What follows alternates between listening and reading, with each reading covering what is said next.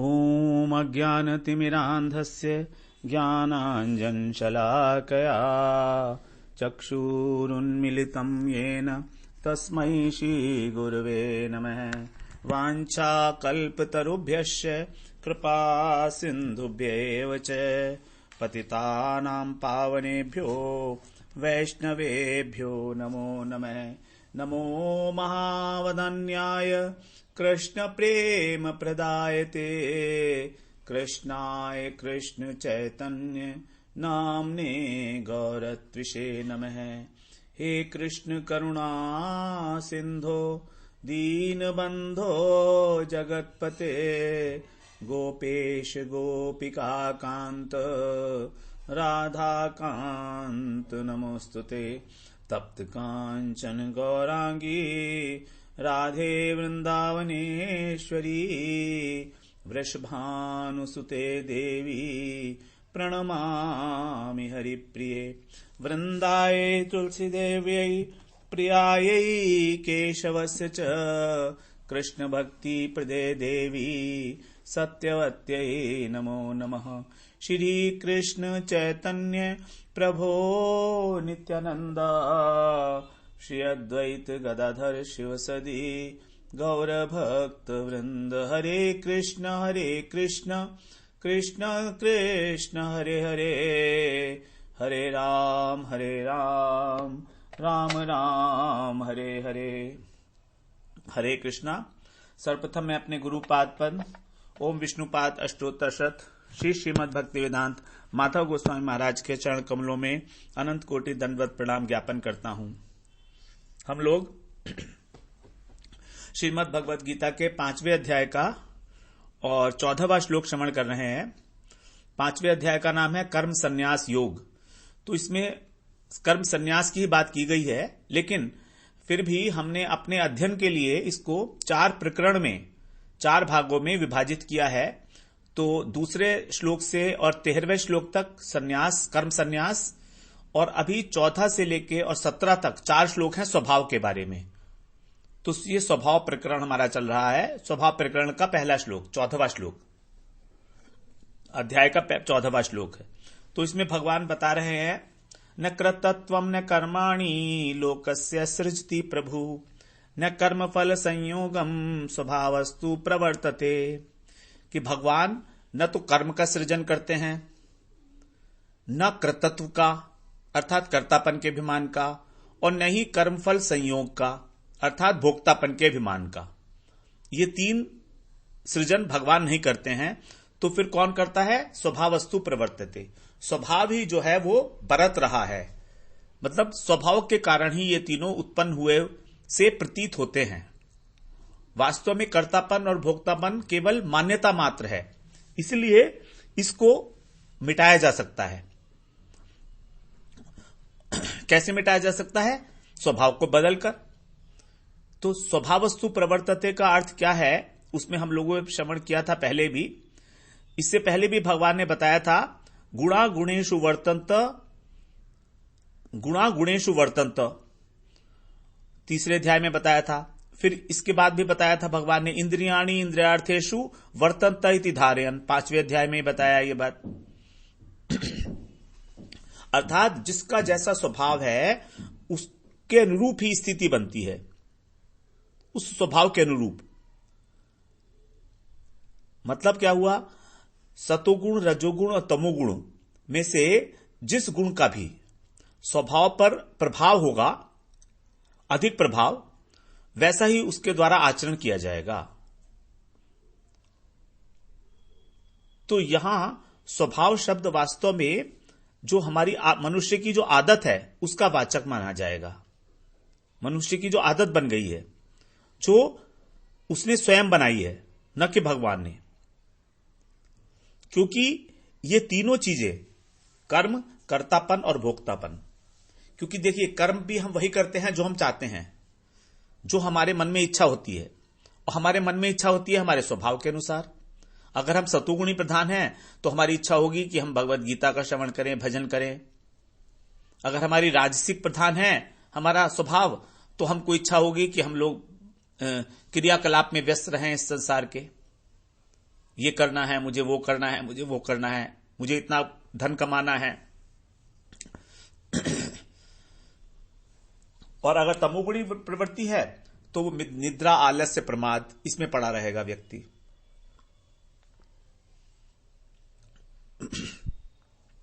तो हमारा जो कर्म है वो भी हमारे स्वभाव से डिसाइड होता है।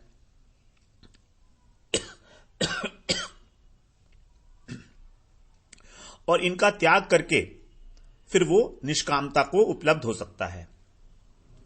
निष्कामता के लिए यही कहा गया था कि कर्म में आसक्ति का त्याग, कर्म में आग्रह का त्याग, कर्म में त्याग, कर्म फल में त्याग, कर्म का फल का त्याग, कर्म फल में आसक्ति का त्याग, कर्म में आसक्ति का त्याग और कर्तापन का त्याग। ये तीन अगर हो गए तो निष्काम हो गया। अब ये निष्कामता संभव है क्यों? क्योंकि ये हम नहीं बनाई है, भगवान ने नहीं बनाई है, इसकी जिम्मेदारी हमारी अपनी है। तो इस श्लोक में भगवान ने देखिए 3 बार 9 शब्द का प्रयोग किया है। न कृतत्वम न कर्माणि न लोकस्य सृजति प्रभु न कर्मफल संयोगम। 3 बार भगवान ने 9 शब्द का प्रयोग किया है, अर्थात भगवान दृढ़तापूर्वक ये बात को इनकार कर रहे हैं कि कहीं कोई यह ना समझ ले कि ये तीनों उनके द्वारा बनाए हुए हैं। 9 शब्द के 3 बार का जब प्रयोग होता, किसी भी शब्द का जब 3 बार का प्रयोग होता है तो उसमें दृढ़ता स्थापित हो जाती है। और 3 बार प्रयोग करने से हमारे लिए ये एक आदेश भी बनता है कि हमने, जब भगवान ने नहीं बनाया है तो हमको भी इन तीनों का ही त्याग करना चाहिए। क्योंकि जो भगवान की बनाई हुई वस्तु है हमको उसी को ग्रहण करेंगे हम, वो भी उसके गुण और दोष देखने के बाद। तो इसलिए इन तीनों का त्याग हमको करना ही चाहिए। यही हमारे तीनों बंधन के कारण है। कर्म ही हमारे बंधन का कारण है वास्तव में। और कर्म करने के बाद जो उसके अंदर कर्तापन और भोक्तापन होता है वो भी बंधन का कारण हो गया। उदाहरण क्या है इसमें? जैसे भोक्तापन जो है हमारा, भोक्तापन का मतलब क्या हुआ? सुख और दुख का अनुभव। तो ये कैसे हमारा बनाया हुआ है, इसके लिए अगर हम समझें तो जैसे एक व्यक्ति है, उसकी एक घड़ी खो गई। अब उसने 20 वर्ष पहले वो घड़ी खरीदी थी 100 रुपए की, और उस घड़ी में वो बहुत आसक्त हो गया था। अब वो बहुत दुखी हो रहा है, खो गई। जिससे भी मिलता था उससे बोलता कि देखो मेरी घड़ी खो गई, देखो मेरी घड़ी खो गई। क्यों बोलता था? वो सोचता था कि अगर लोगों को मैं कहूंगा कि मेरी घड़ी खो गई तो मेरा दुख जो है हल्का हो जाएगा। अब एक दिन क्या हुआ, वो अपने मित्र के साथ जा रहा था उसी रास्ते से जहां पर घड़ी खोई थी। तो उसे रास्ते में एक अंगूठी पड़ी हुई मिली। अब उसमें जो एक सफेद नग भी लगा हुआ था, तो उसने वो अंगूठी उठाई और अपने मित्र को दिखाई। तो मित्र ने कहा कि देखो ये अंगूठी तो लगती है सोने की, और इसमें जो नग लगा हुआ है ये हो सकता है ये भी मोती हो, लेकिन अंगूठी तो सोने की है। तो उसने पूछा भाई कितने की होगी अंगूठी? तो बोला कम से कम 10,000 रुपए की तो होगी। और उसी मित्र ने कहा कि देखो तुम्हारी जो 100 रुपए की घड़ी खो गई थी उसके बदले में भगवान ने तुम्हें 10,000 की अंगूठी दे दी। अब ये सुनते ही उसका जो दुख था घड़ी के खोने का वो खत्म हो गया, दूर हो गया। अब वो लोग चलते चलते उस अंगूठी को लेकर आए सुनार के पास। अब सुनार को दिखाया। सुनार ने कहा कि भाई ये अंगूठी तो 10 रुपए से ज्यादा की नहीं है, ये तो सोना नहीं है। अब ये सुन के वो जो व्यक्ति था जिसने वो अंगूठी उठाई थी वो दोबारा से दुखी हो गया, पहले की तरह, पहले से भी ज्यादा। मतलब कहने का यह है कि जो हमारा सुख और दुख है वो बिल्कुल मन के द्वारा कल्पित है। हम लोगों ने मान लिया, ये माना हुआ है सुख और दुख। अंगूठी तो वही की वही है, फिर दुख क्यों हो रहा है? क्योंकि उसमें हमारी जो मान्यता थी सोने की वो जो है वो खत्म हो गई। मान्यता के हटने से हमको दुख हो रहा है, मान्यता के गलत सिद्ध होने से हमको दुख हो रहा है। तो ये कल्पित हो गया।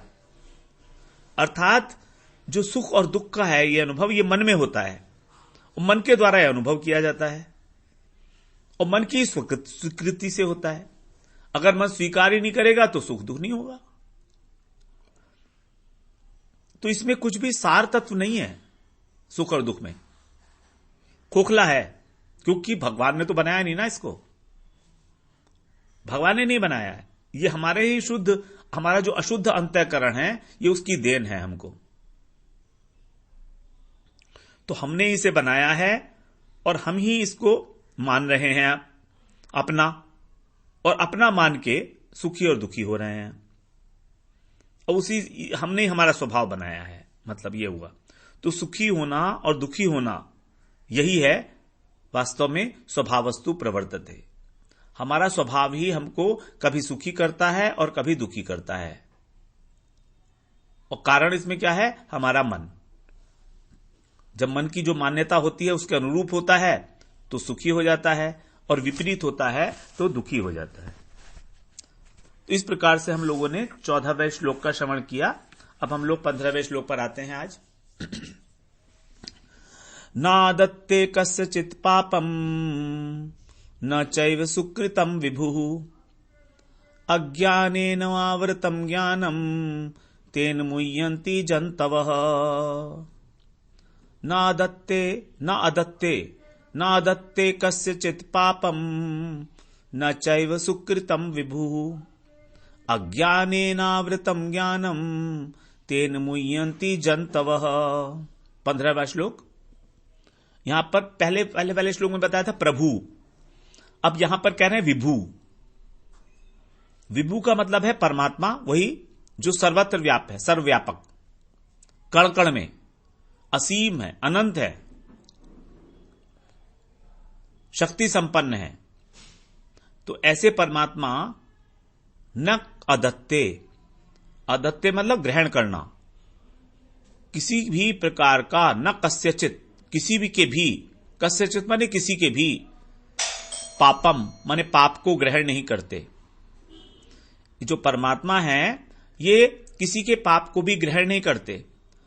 और न चैव सुकृतम विभु, और जो सुकृत है, सुकृति को भी अर्थात पुण्य को भी ग्रहण नहीं करते।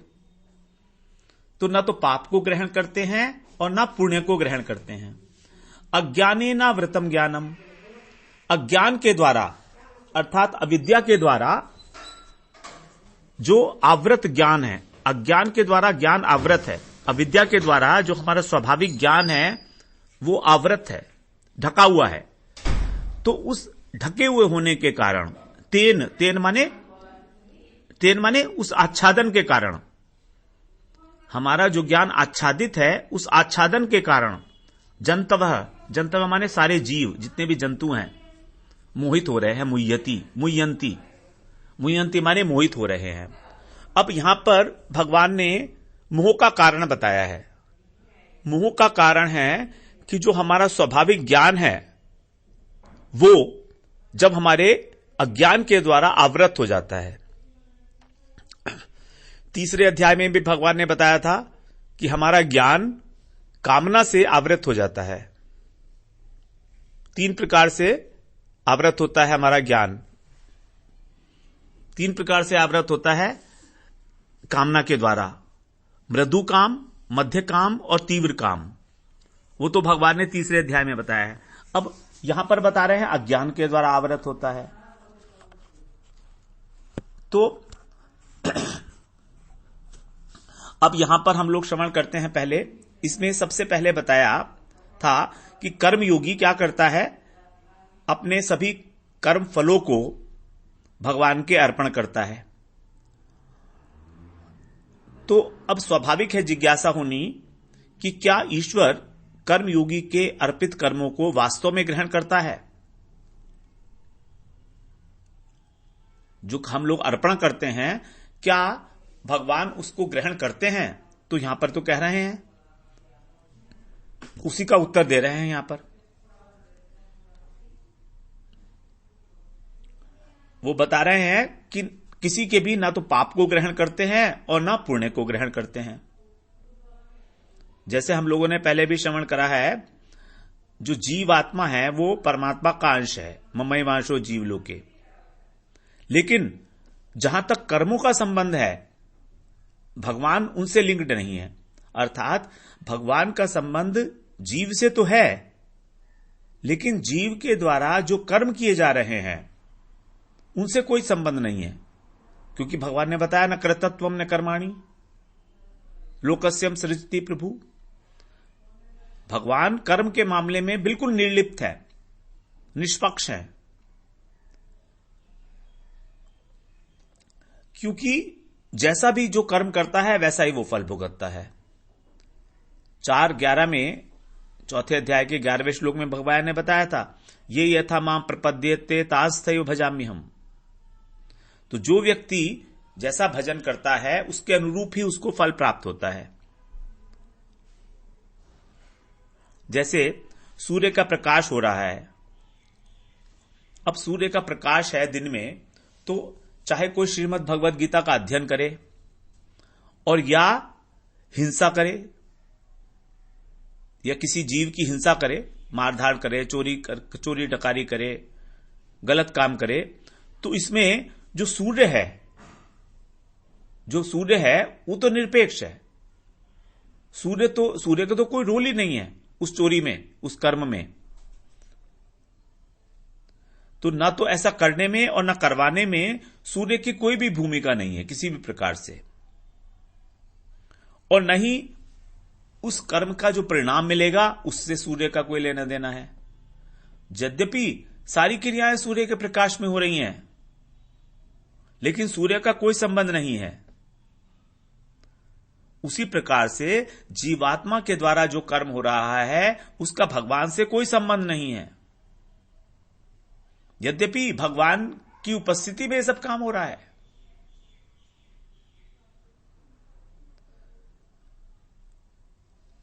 तो इसका मतलब है वास्तव में किसी के द्वारा कोई अगर शुभ और अशुभ कर्म किया जाए तो उसको भगवान ग्रहण नहीं करते,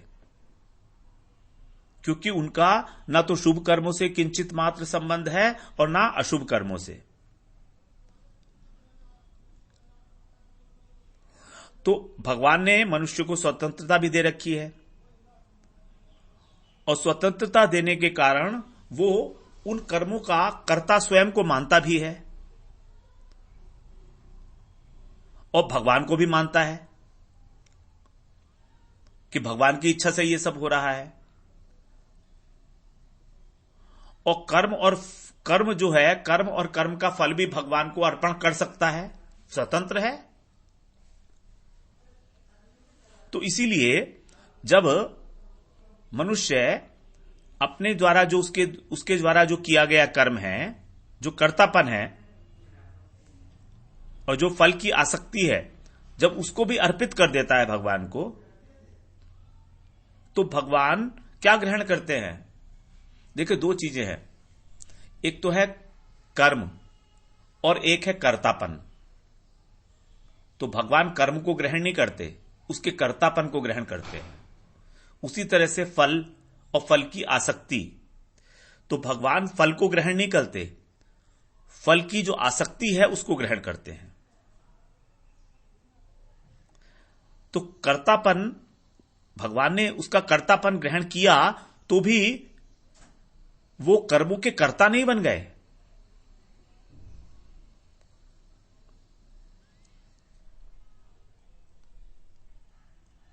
कर्मों के कर्ता नहीं बन गए वो। किसी व्यक्ति ने अपना कर्तापन का अभिमान का त्याग कर दिया, उसकी ये मान्यता है कि मैं कार्य नहीं करता हूं, जो कुछ भी हो रहा है भगवान की इच्छा से हो रहा है, मैं तो एक यंत्र मात्र हूं। तो उस कर्तापन को छोड़ने के कारण भगवान उस कार्य के कर्ता नहीं बन गए हैं, और ना ही भगवान को उस कार्य का फल भोगना पड़ेगा, ना ही उनका उस कर्म से कोई संबंध है। जब सारी सृष्टि के रचयिता ही वो हैं और रचयिता होने पर भी वो ये कह रहे हैं कि मैं अकर्ता हूं, तो अगर मनुष्य एक अपना छोटा सा कर्तापन का अभिमान उनको दे तो उसमें क्या फर्क पड़ेगा? देखिए, दो प्रकार की क्रियाएं हो रही हैं, एक व्यष्टिगत और एक समष्टिगत। समष्टिगत क्रिया में इस भगवान ने सारी समष्टि की रचना की, सारे विश्व की रचना की, और विश्व की रचना करके भी वो कह रहे हैं कि मैं करता नहीं हूं। अब एक दूसरी बात होती है व्यष्टि, मनुष्य जो कर रहा है। तो व्यष्टि रूप में मनुष्य जब अपने कर्ता काम कर रहा है, अब जब वो अपने कर्तापन को भगवान को समर्पित करता है तो वो समर्पण भगवान ले लेते हैं, लेकिन उस कर्तापन के समर्पण से भगवान के अकर्तापन पर कोई फर्क नहीं पड़ता, क्योंकि वो तो पूरी समष्टि के कर्ता होके भी स्वयं को अकर्ता मान रहे हैं। और समष्टि के अंदर ही सारी क्रियाएं होती हैं, व्यष्टिगत क्रियाएं भी समष्टि के अंतर्गत ही हैं, अलग तो है नहीं व्यष्टिगत। तो इस प्रकार से जो व्यष्टिगत क्रिया हो रही है लोकली उस व्यक्ति के द्वारा, वो उसका कर्तापन भगवान को समर्पित करने के बाद भी तो क्या उसका ग्रहण करना और क्या उसका ग्रहण ना करना। जैसे कि एक बूंद को अगर सागर में डाल दिया जाए तो उस बूंद से उस सागर में क्या बढ़ जाएगा और क्या घट जाएगा। तो ग्रहण और त्याग ये सब समष्टिगत भाव हैं। जो सर्वरूप भगवान है, समष्टिगत ईश्वर हैं, जो वहां पर कोई ग्रहण और त्याग की बात ही नहीं है। लेकिन फिर भी व्यष्टिगत रूप में, यानी कि व्यक्ति को समर्पित करना चाहिए अपने कर्तापन को, जिससे उसका हृदय शुद्ध हो जाए।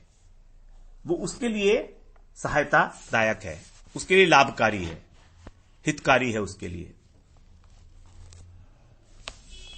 अब दूसरी बात यहां पर आ रही है कस्यचित। कस्यचित माने किसी के भी।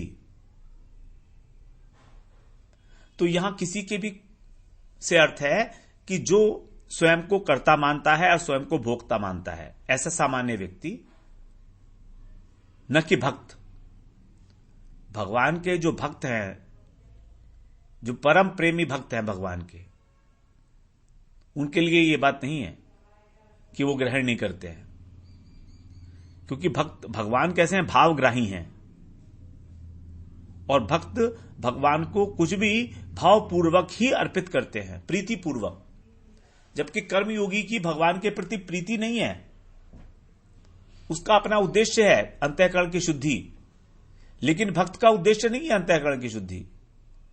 भक्त तो अपने स्वभाववश, प्रेम के स्वभाववश भगवान को अर्पित कर ही रहा है।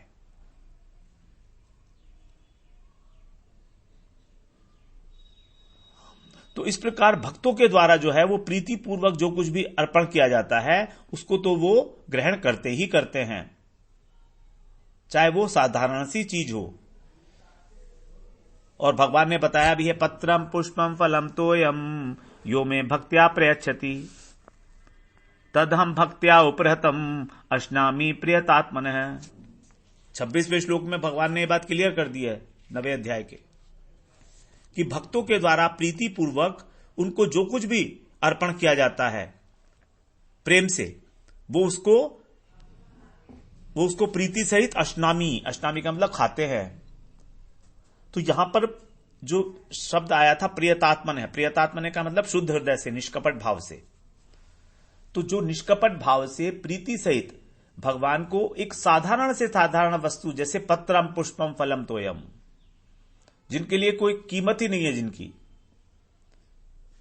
क्योंकि पत्र यानी पत्ता, फूल, फल और जल, ये सब जो है बिना किसी मूल्य के उपलब्ध होने वाली वस्तु हैं हर एक व्यक्ति को।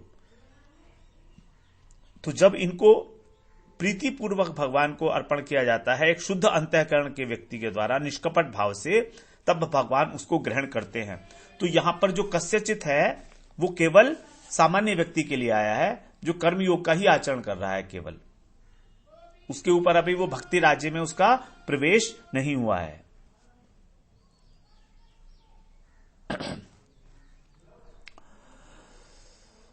और दूसरी बात है, भगवान सृष्टि के कर्ता हैं और स्वयं को अकर्ता मानते हैं, कहा उन्होंने।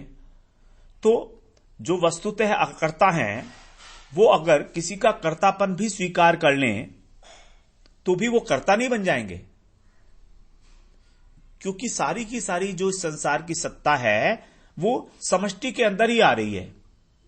अब वो सब समष्टि के ही कर्ता नहीं बन रहे हैं, तो जो व्यष्टि रूप में इंडिविजुअल लेवल पर जो क्रिया की जा रही है उसके कर्ता बनने का तो प्रश्न ही नहीं होता। वो तो बिल्कुल नगण्य लेवल के ऊपर की जा रही है, नगण्य स्तर पर, क्योंकि एक जीव क्या है, अनंत अनंत जीव है, अनंत अनंत क्रियाएं हैं। तो भगवान तो उन सबके कर्ता है एक प्रकार से, क्योंकि वो माया के द्वारा माया के कर्ता है, इसलिए मुख्य कर्ता हो गए वो। लेकिन तो भी वो कह रहा है मैं कर्ता नहीं हूं। अब जैसा हम जानते हैं, हम लोगों ने पहले भी श्रवण किया है, भगवान की 3 प्रकार की प्रतीतियां हैं, ब्रह्म, परमात्मा और भगवान। तो अगर हम देखें तो ब्रह्म जो है वो तो निराकार है, निर्गुण है, वो निराकार है, निरंजन है, ज्ञान स्वरूप है। अब ऐसा निराकार ब्रह्म तो कर्म को ग्रहण कर ही नहीं सकता, उसके पास तो ऑप्शन ही नहीं है, क्योंकि वो तो एक छाया, वो प्रकाश मात्र है ना, उसमें तो कोई सत्ता नहीं है ब्रह्म की। भगवान की सत्ता से ही सत्तावान हो रहा है वो, भगवान की एक प्रभा है, तो उसको तो कर्म को समर्पण करने का प्रश्न ही नहीं होता। इसलिए भगवान ने कहा था 8वें श्लोक में 5वें अध्याय के ही, ब्रह्मणि आधाय कर्माणि। यहां पर हम लोगों ने श्रवण किया, ब्रह्म का अर्थ बताया था प्रकृति, कि प्रकृति को आधार मानकर कर्म सन्यासी सारे कर्म करता है। अब दूसरी प्रतीति है भगवान की परमात्मा। यह भगवान की आंशिक प्रतीति है परमात्मा के रूप में। इसमें आकार है, तो उन्हें समर्पण की बात की गई है। तो विभु शब्द जो कहा गया है वो उन्हीं परमात्मा के लिए ही है जो सर्वव्यापक है, सर्वव्यापक होकर भी सबके हृदय में विराजमान है। ऐसे परमात्मा को भी जब हम कर्म का समर्पण करते हैं तो उसका यह भाव नहीं है कि मेरे कर्म का फल भोगेंगे वो, मेरे कर्म का फल भोगेंगे भगवान, ऐसी बात नहीं है। बात यह है कि जब हम उन्हें समर्पण करेंगे तो हमारी शुद्धि का कारण बनेगा। और भक्त के लिए तो अलग ही बात है, भक्त तो सब कुछ उन्हीं को अर्पण करते हैं, अपना मन, बुद्धि, शरीर, प्रत्येक चेष्टा, और उसे भगवान ग्रहण भी करते हैं। तो उनके समर्पण का भाव तो अलग ही है बिल्कुल। त्वदीय वस्तुम गोविंद, त्वदीय वस्तु गोविंदम तुभ्यमेव समर्पितम, कि तुम्हारी वस्तु है गोविंद और तुम्ही को समर्पित है।